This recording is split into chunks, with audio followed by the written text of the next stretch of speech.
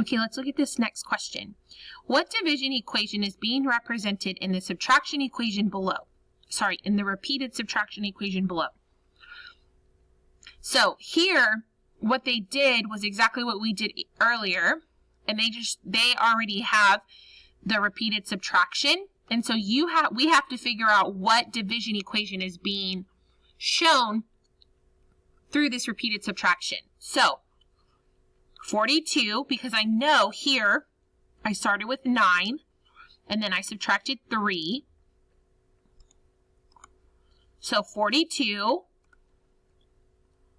divided by 7, because we're subtracting 7. But how many times do we subtract 7?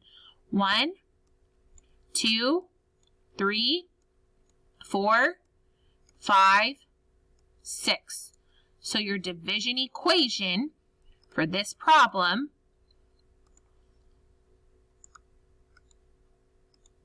would be 42, and I don't have a division key on my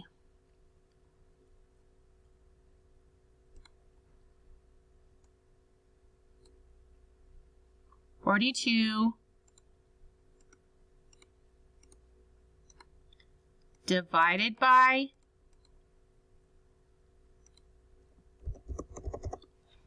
7 equals, and how many times do we subtract 7? 1, 2, 3, 4, 5, 6.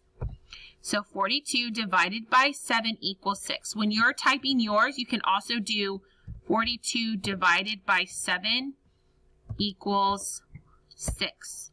That will also work for you to show me how to do this if you don't want to insert in the little division sign. If you do want to enter the division sign, you go to Insert, and then you go to Shape, and then you go to Equation, and you can pick the division symbol. Okay? So you're going to show me your division on this one, and you're going to tell me which division equation is being represented by this repeated subtraction equation.